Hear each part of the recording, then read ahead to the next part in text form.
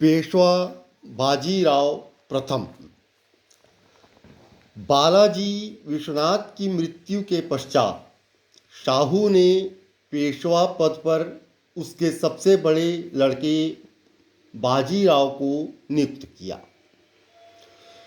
बाजीराव प्रथम मराठा इतिहास का सबसे योग्य प्रतापी सेनानायक था। इसने पेशवा पद को एक नई ऊंचाई दी और मराठा साम्राज्य को सुदूर उत्तर भारत, दक्षिण भारत, पूरे भारत तक प्रसार करने में, फैलाने में इसका अतुलनीय योगदान था। यह सबसे अधिक मराठा इतिहास का दूरदर्शी, वीर, साहसी सेनानायक था और इसी के काल में मराठे पूरे भारत में अपना साम्राज्य स्थापित करने में सफल हुए और यह उक्ति कही गई कि मराठे घोड़े कटक से लेकर अटक तक पानी पीने लगी और यह सब पेशवा बाजीराव प्रथम के कार्यकाल में हुआ। उसके सफल सैन्य अभियानों, उसकी दूरदर्शिता, उसकी बुद्धिमत्ता, उसकी कूटनीति के फलस्वरूप हुआ। बाजीराव ने अपने पिता की देखरेख में सेना व कूटनीति के संचालन में अद्भुत कुशलता प्राप्त की थी। शाहू उसकी योग्यता से प्रभावित था। प्रारंभ से ही बाजीराव के सम्मुख आंतरिक व बाह्य दोनों ही क्षेत्रों में कई गंभीर समस्याएं आ खड़ी हुई। मुगल मराठा समझौते के बावजूद उत्तर व पूर्व में मुगल सूबेदारों की आक्रामक गतिविधियां बढ़ रही थीं।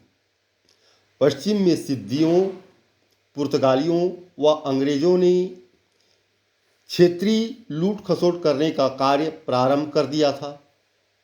दक्षिण में भी मुगलों द्वारा हड़पे गए प्रदेशों पर वापस अधिकार करने व स्थानीय विद्रोहों के दमन की समस्या थी।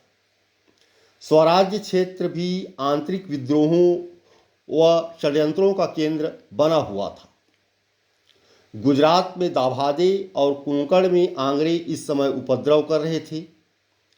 कोल्हापुर में संभाजी के साथ झगड़ा तय किया जाना भी बाकी था और सबसे बड़ी बात, बाजीराव की उम्र केवल 20 साल थी। वह 20 साल का नवयुवक था और अनेक समस्याएं थी उसके सामने। आंतरिक समस्याएं थी, बाह्य समस्याएं थी, स्वराज्य क्षेत्र से के अंदर संबंधी समस्याएं थी, विद्रोह, आंतरिक विद्रोह अलग हो रहे थे और जो मुगल मराठा समझौते के फलस्वरूप जो क्षेत्र मराठों को दिए गए थे उसमें भी अनेक लूट खसोट संबंधी समस्याएं आ गई थी। मुगल सूबेदार अपने आप को स्वतंत्र करने लगे थे और इसका प्रभाव मराठा स्वराज पर भी पड़ना अवश्यंभावी था।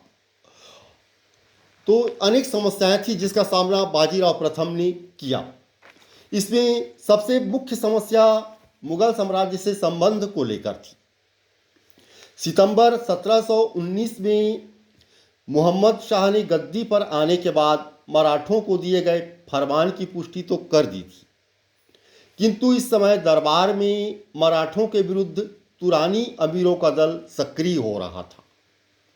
इनका नेता निजाम उल मुल्क था। 1720 में सैयद भाइयों के दमन के बाद से दरबार में इसी दल का प्रभुत्व स्थापित हो गया था। निजाम उल मुल्क को 1720 में दक्कन का सूबेदार नियुक्त किया गया। 1722 में उसे शाही वजीर का पद भी प्रदान किया गया। दक्कन की सूबेदारी उसके नायब मुआरिज खां के हाथों में थी। इस प्रकार मराठों के सम्मुख केंद्र व दक्कन दोनों में ही विरोधी तत्व उपस्थित हो गए थे। निजाम उल मुल्क मराठा राज्य का प्रबल शत्रु था जिससे निपटना बाजीराव के लिए घोर समस्या थी। और इन समस्याओं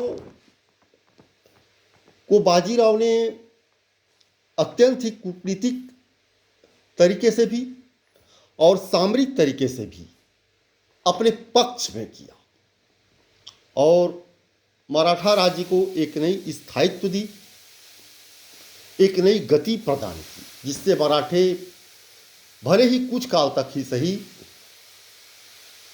भारत में अपना साम्राज्य स्थापित करने में सफल रहे। एक नई शक्ति, मराठा शक्ति का उदय बाजीराव के नेतृत्व में ही संभव हो सका।